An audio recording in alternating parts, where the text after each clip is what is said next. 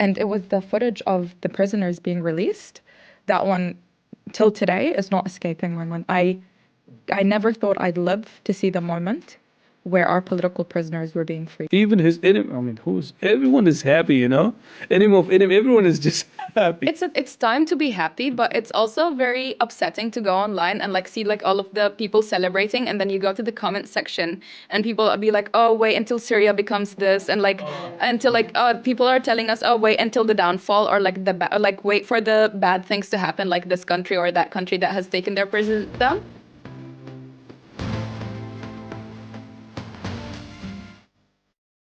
Kirafana, welcome back with another special episode bringing you. This time we are focusing on very important situation of Syria, which is recently it's happening. And I have two amazing, lovely guests here in the studio. One of them is a great colleague is coming back for third time. Yeah. Shaima, how are you? I'm good, thanks. How are you? Alhamdulillah, like on better news this time. Yeah. Great, amazing. That's amazing. Welcome back. And I have Alaa as well here. Alaa, how are you? I'm all good, thank you. Great. Thank you for joining us. No worries. Thank you for inviting me. Thank you. We are really excited to first talk to you and see how you guys doing. And also those news, I see that you guys are happy. So yeah, should we start from there? What is happening? Who want to go? Like, what is making you more happiness these days? So what's going on? Well, it's a great coincidence that the same week that my country gets freed from a very long ongoing war is the same week that I graduate from union at the same time. Congrats, amazing. Wow.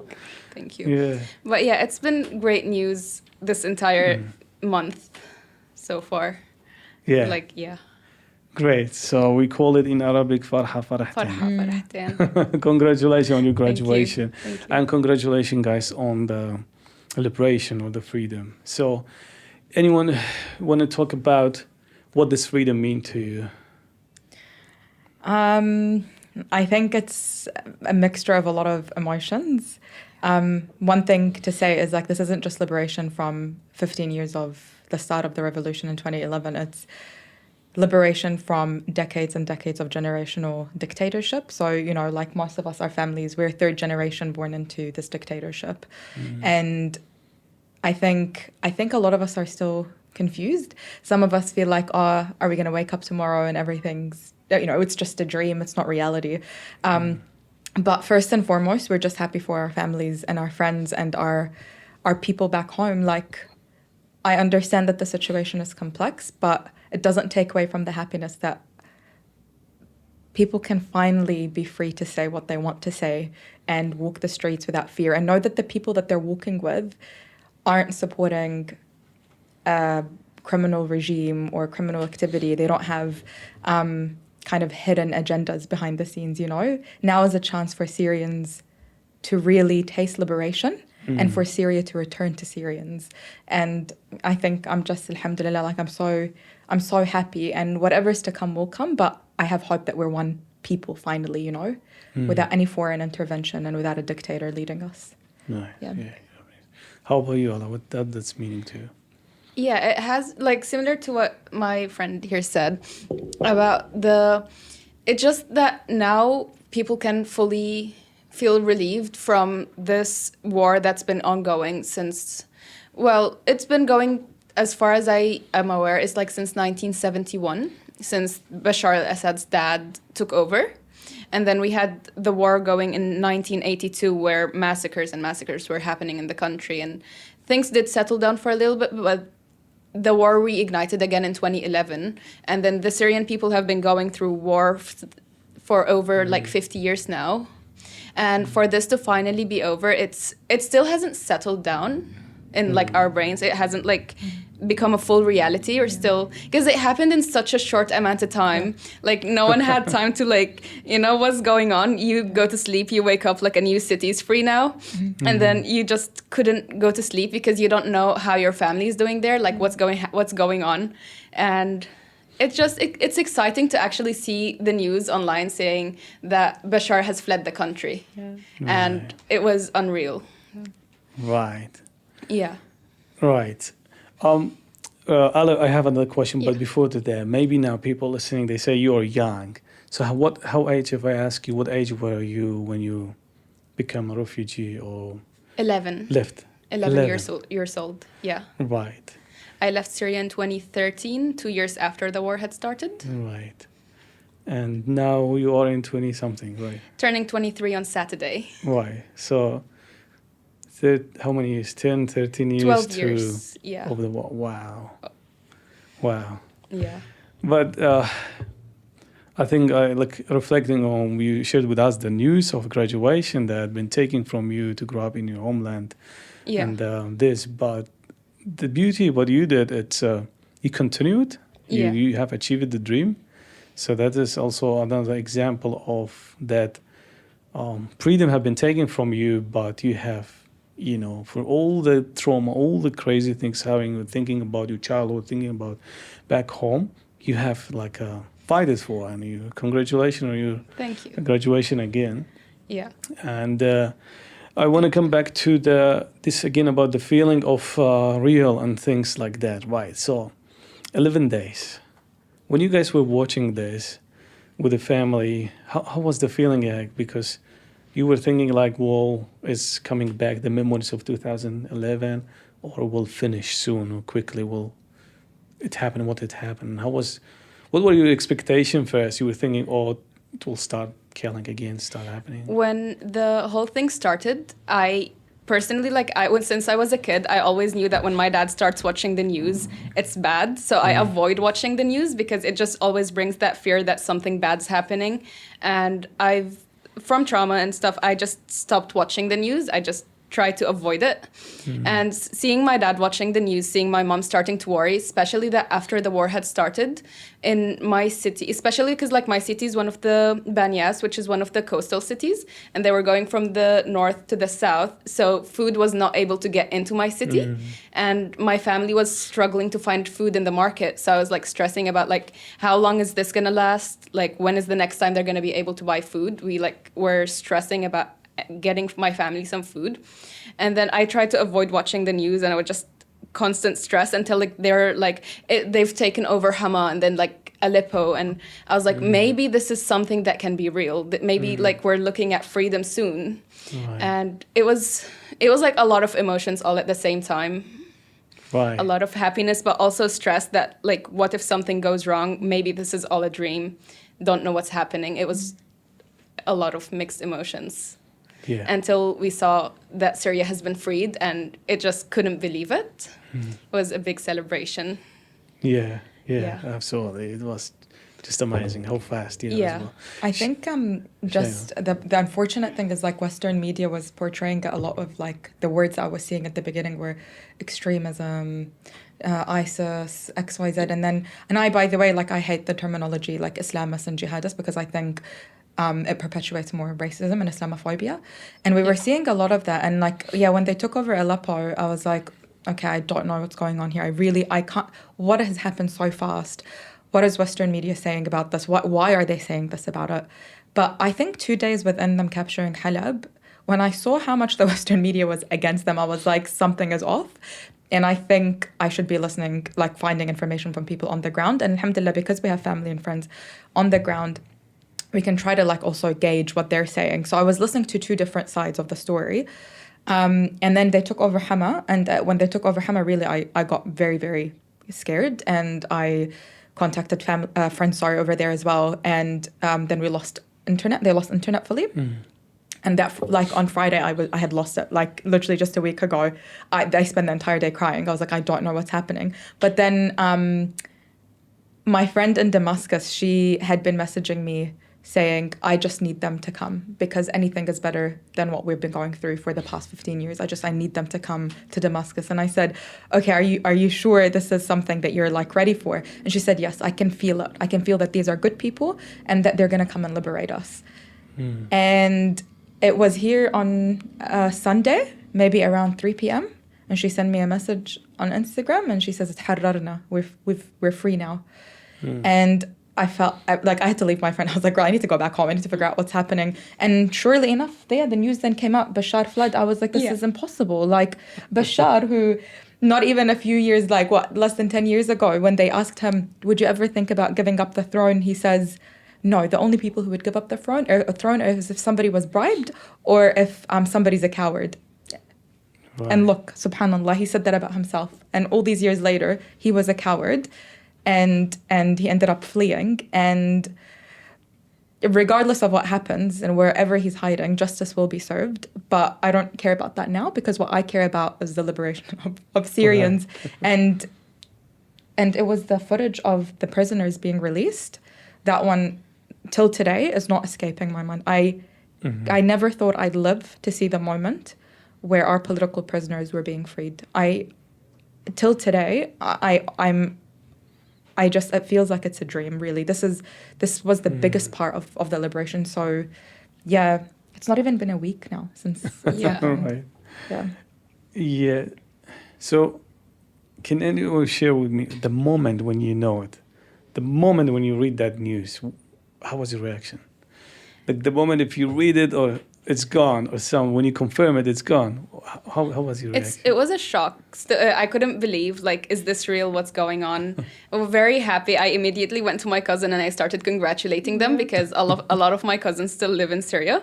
And yeah, it was a very happy moment for everyone in my family. My mom was like, doing zalagit at home. And then we were told that there's a gathering of the Syrians celebrating in Petoni, so I just did some makeup and I went there to just celebrate with the rest of the community.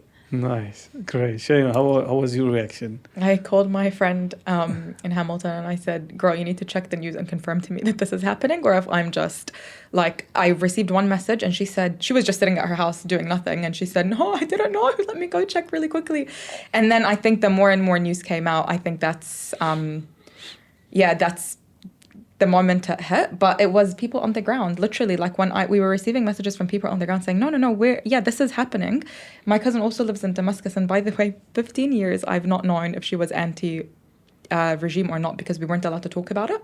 Yeah. The last time I saw her was when I was 15, and the revolution started a year after. This was the first time I hear her to say, she said in her text message, alhamdulillah, we're good. We're just waiting for official news, but we're really, really happy.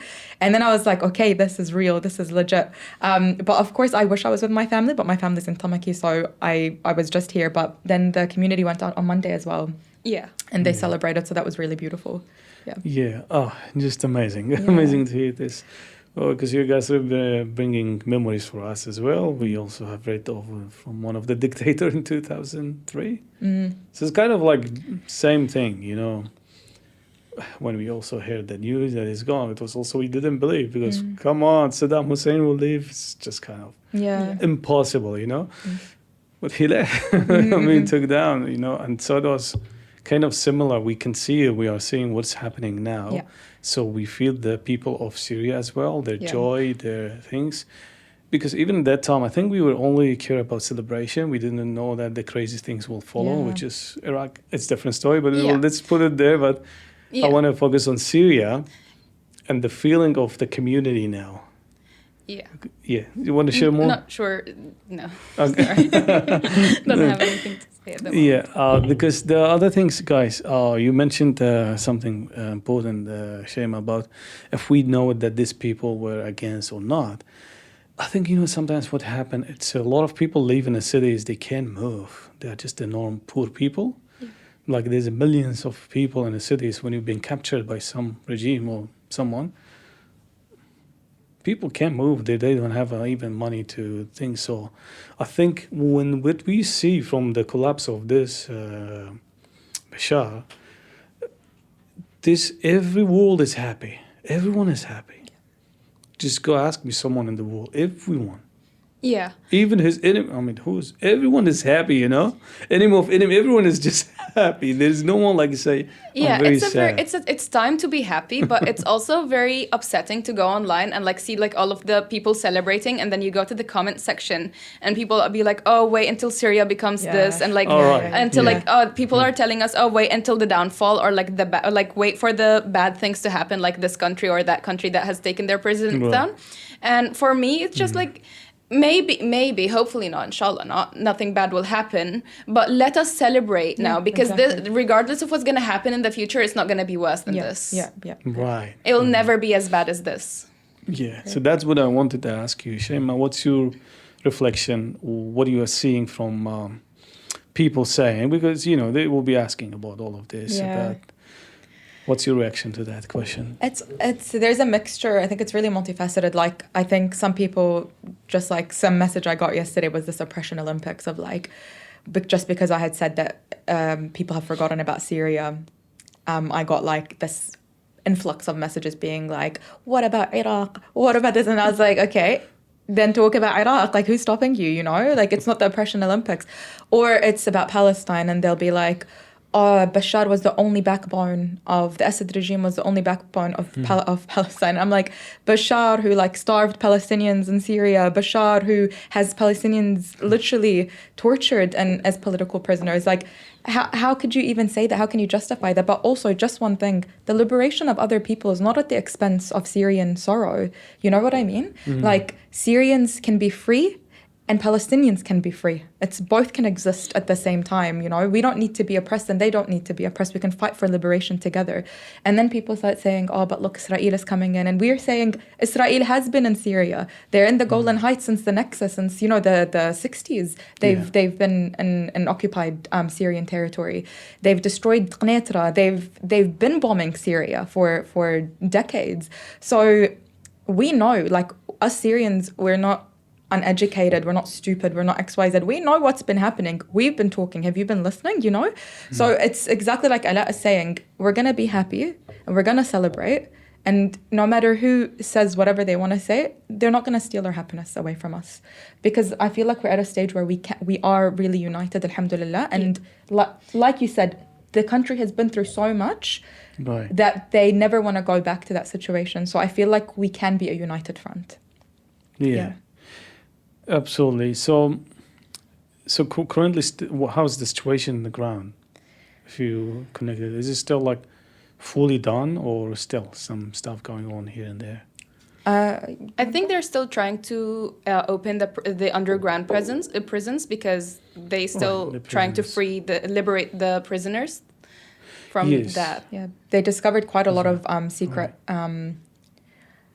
secret jails and cells and stuff as well that they can't reach. A lot of people are coming out now who are former prisoners and saying, you need to go to this place and that place because I was arrested there and I got released and XYZ. But in terms of like what I can see from some of my friends around, I don't know about the Sahel, I don't know about like Latakia and Tartus and stuff, but I know like from Hama, Aleppo and Damascus, people have really been going out and cleaning the streets, and there is like this transitional force at the moment out there, and so they like just put some guidelines out, like weapons need to be handed in.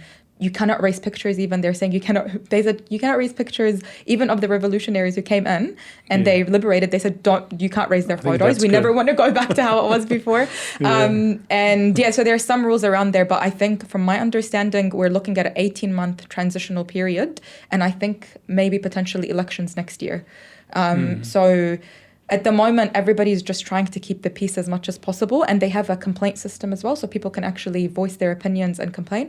I know, for example, one of the officials who's currently in power, they had raised the revolution flag and a white flag with like Islamic writing on it, and some people felt, oh wait, is this becoming like a sect or XYZ? So they listened and then they took it down and they just put the revolution flag up now. So they're really listening to people. And again, Allahu A'lam if this is how it's going to continue, but for now it seems like people are just trying to keep the peace to be able to function and to see how things will progress.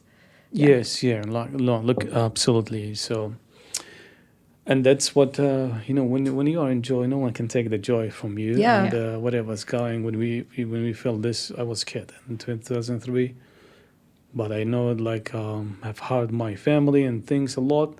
We were just happy. Who cares about who is now talking in the news? We actually didn't know their names and stuff like that. Yeah. But then after while slowly we start getting the politics of how, which is also you have Syria have been in a situation 15 years or 14 years of continuing war, right?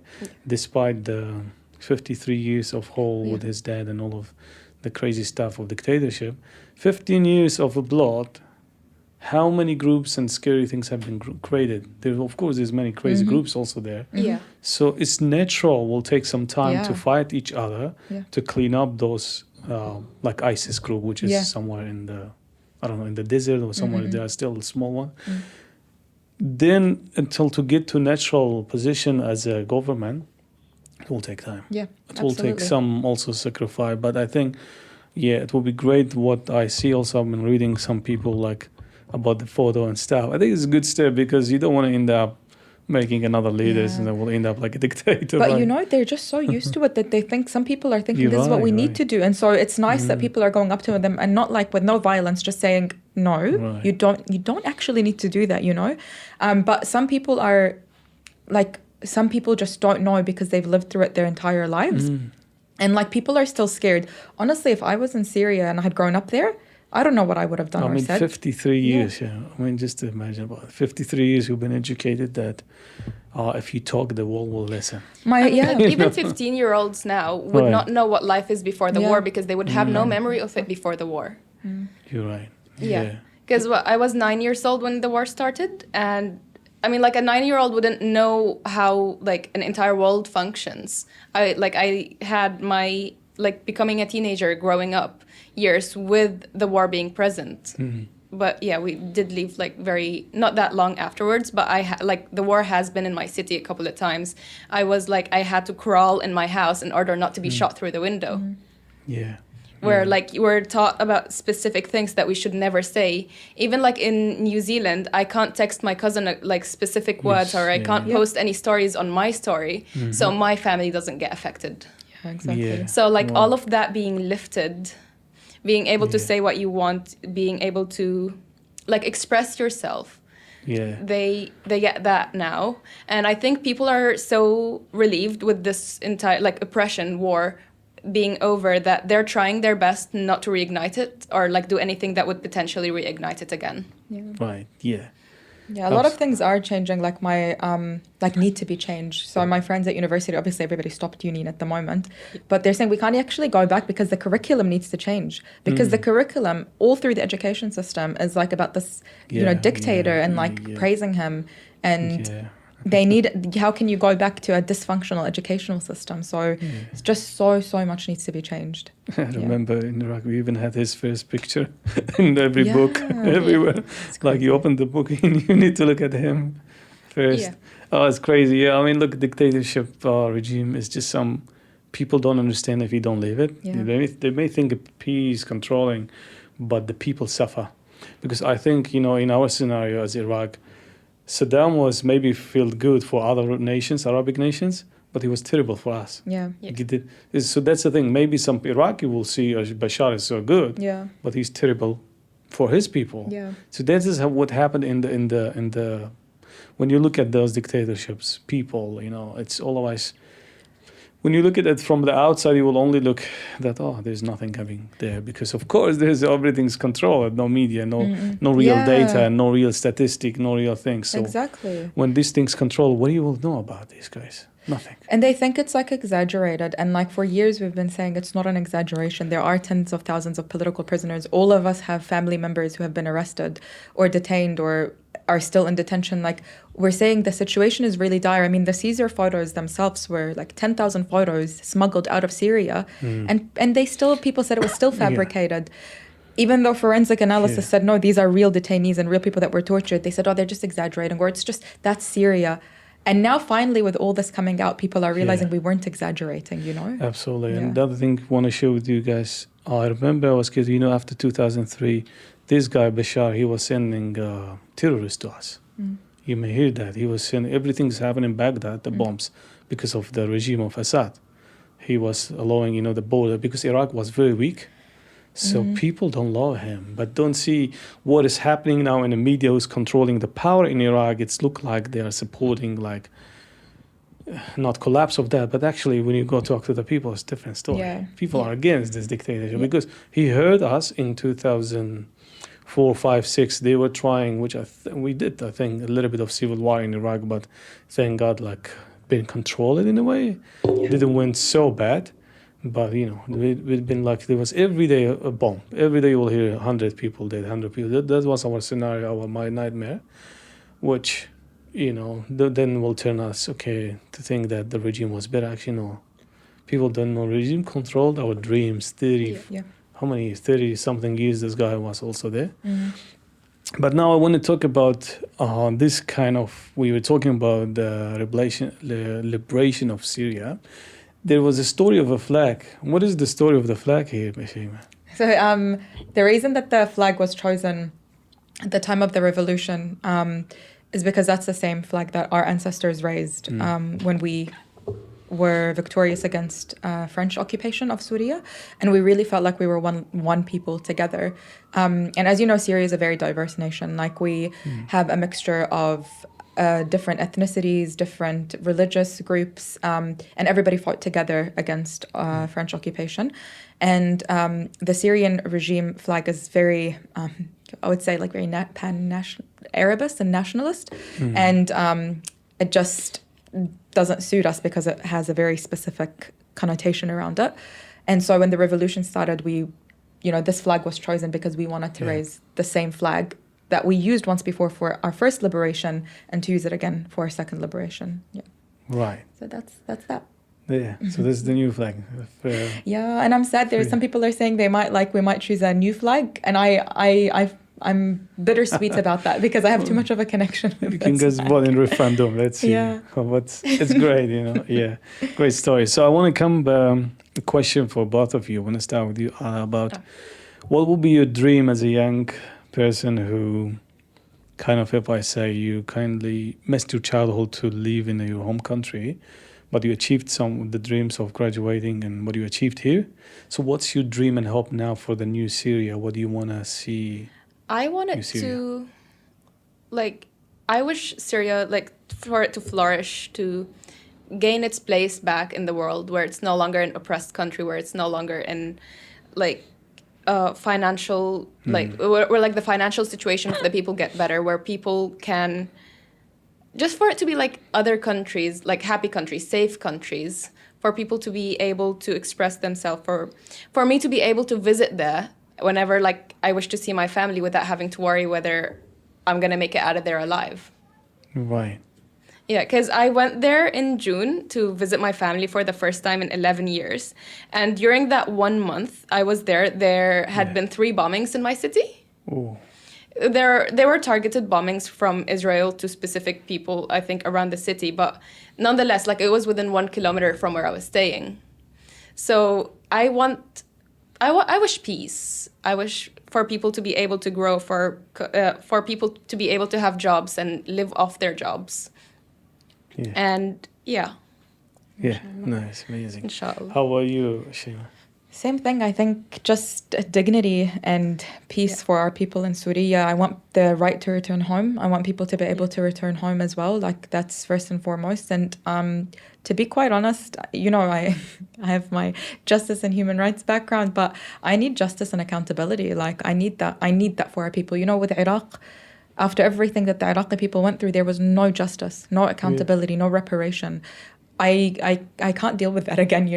For Iraq and all other oppressed countries, but talking about Syria right now, I want to see everybody who was involved over the past 50 years face justice. Just because he went to Russia, that doesn't mean anything to me. I want Syrians who were involved in this to face consequences justly. Same with Russia, same with Iran, same with every country that had involvement in the bloodshed, unnecessary bloodshed of our people. They need to face justice because nobody's above the law. And healing only comes with justice because you cannot heal without that. But first and foremost, I think right now, I just want to see our people heal. Really, really, I need to see them heal. The prisoners coming out of prison, okay, alhamdulillah, they came out of prison, but what's next? We need mental health professionals to go on the ground.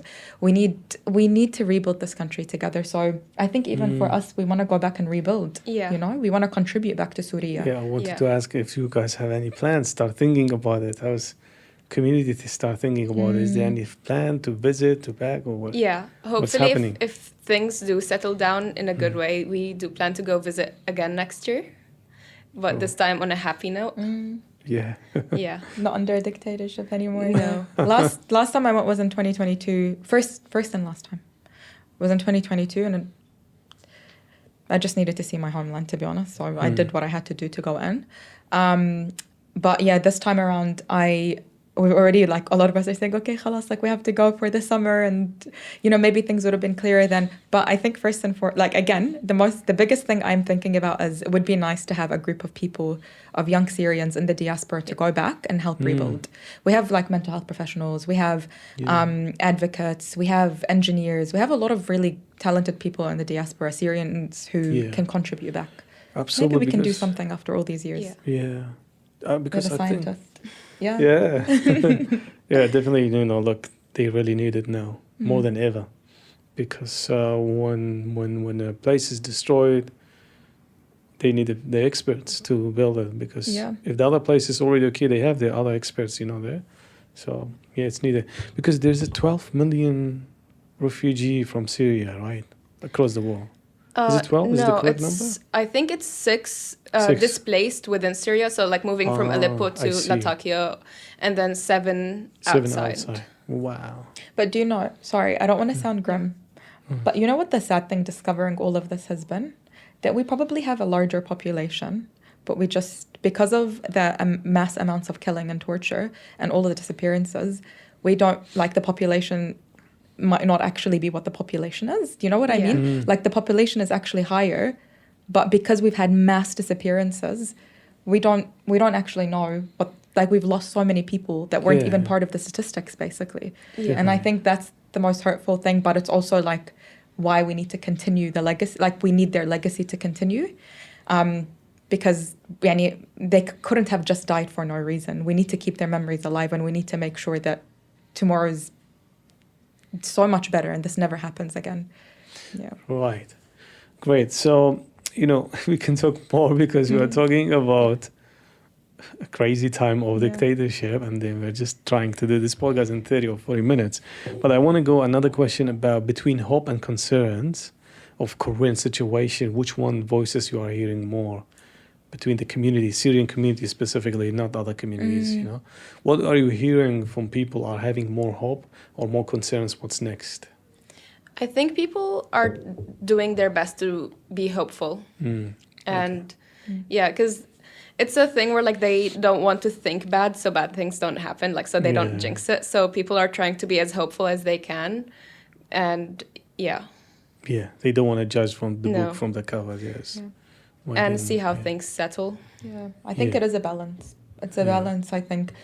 And معهم كل حق, they have every right to feel this way, both in the diaspora and on the ground. Like, it's because when we're concerned, it's not coming from a bad place. It's more like we are taking everything into consideration to avoid bad things happening.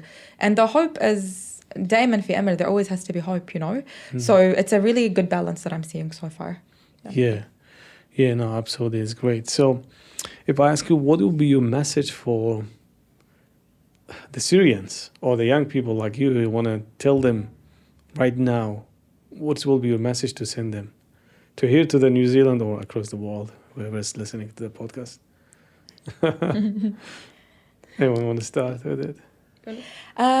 For me, إنه لازم هلا الوقت إن إحنا نوقف إيد بإيد صراحة. يعني نحن شعب واحد بالآخر، عن جد من دون الطائفية. نحن كل عمرنا 3 أجيال نحن بس بنعرف الطائفية، وأنا فعليا يعني نحن أكثريتنا مو متربيين بهالطريقة. نحن بنوقف إيد بإيد. ف you have to stand hand in hand together. Remember, you are a Syrian. You are not a Syrian. There is a Syrian there, but Syrian. Remember, you're Syrian. You are a Syrian, whether you are a Syrian ethnicity or whether you are a Kurd Syrian or an Arab Syrian or Alawi, Sunni, Shia. I don't care. The West doesn't care that we're divided about these differences. Why should we care about that from within our own? You know. So this is the time. Please, please, please stand hand in hand. Don't forget about the past, and let's build a better future for the sake of everybody who left before us, and then in the name of a dictatorship, and everybody who's still going to come after us and can taste freedom. Absolutely. Thank you, Shaima. How about you, Alaa? I don't really know. Like, I'm not that good at saying messages, but as she had said, it's for us now. It's Syria's in our hand once and for all, finally.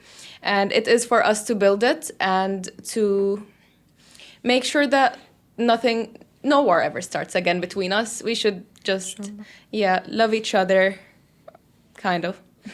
Yes, love each other. And just help build Syria again for us, for the generations that has never known life without a war, and for the generations to come. To be a united hand, to fight with each other's, not against each other's. Beautiful, both. Look, both of you guys enriched us with your conversation about sharing the feelings, the hopes, and the things that's going on there. So thank you so much for that. And I just want to encourage the audience. Is it time to look about what was Syria look like in the good times, you know? Like, I think there was one of the first of the cafe in the world, if I'm not wrong, you can Google it or ask ChatGPT. It was really in Syria, you know, there's one of the oldest cafe have been built in Syria. I remember this. There was a photo in one of my barber shop when my barber in Iraq. He was there. I was impressed that you see the cafe. It's come from there, the nargila, this kind of stuff. Then imagine that kind of coffee things have been growing, become international trade. But those things have started from somewhere. So Syrian is very rich in culture, very rich in everything. When we say culture, it's religion, language, and ethnicities, all of things you mentioned. So I hope we see that Syria back, because world and especially Middle East need Syria back, need that kind of people back on the map. Wherever was trying to divide the map, we were trying to create a new map. I think we need Syrian to decide. Syrian themselves to decide whatever they want to put. And for us, as a, let's say, a New Zealander, or as a people who live here or from different countries come here, it's, you know, we're always happy for the other nations who get celebrated their freedom. Because especially, let's say, ethnic communities, we feel that price. We feel the price, how much it goes there until we get free. And it's time to be happy. Yes, time to and be happy. We hope, like, look, this is one example. You guys, as a young people, are active here in the society, in this diaspora. Is it the right word I'm pronouncing? Diaspora, I think. I don't know, maybe. Right. So it's you're giving the model that how you've been trying to be successful and helping community here. I think that will be the skills need to go help the new country to be rebuilt. So I think that's more stories we need to bring and support. Eventually, when you have more sounds like this, these minds will like unite, and do not let anything else can happen, you know. So I just really appreciate if there's anything else you want to share with us or the audience. Otherwise, the conversation we passed 7 minutes over time. Oh, okay. Okay, great. Great. Thank you so much. Just really appreciate giving us the airtime to talk about this. Thank you. Thank you so much. Thank you again, and happy, what do we say this? Liberation? Happy liberation, guys, for you. So before we end that, we have a tradition on season 5, which we ask we have this tradition. So we have like one of the guests, you don't know who they are. They left a question here. Okay. And you will also have opportunity to put your question for the next guest. So let's see what the question they have left to you. It's the question says, if you would be any type of dessert, what would you be and why? The dessert, like halawiyat. Oh, dessert, Dessert, What would you be? غريبة بالجبنة. غريبة بالقشطة, sorry. I don't know if you've heard about the غريبة بالقشطة. You know غريبة? It's like this cookie, like this Middle Eastern cookie. But I've tasted it overseas where they have the cookie on the outside and then qishta on the inside. And on the outside it's hard, but on the inside it's so soft and delicious, and it's the yummiest thing ever. So I like that because I'm like sometimes harsh, but I'm really soft on the inside. So. Okay, I see. Awesome, thank you. How about you? I would say simismiya. But that's because like it is my favorite thing, because it has like because I like the taste of sugar, like just caramelized sugar, and it brings the taste of sesame. And I really enjoyed the combination of the two. And I think everyone around me enjoys it. And it can be hard at times, and it can be soft at times. And sometimes it depends on my mood. I can be either one. Yeah, amazing. Look, I love the question because Syrian people are very famous on a lot of beautiful sweets. And so the question came on the right time, you know? Immediately, both of us were like, this, that. Amazing. So thank you so much.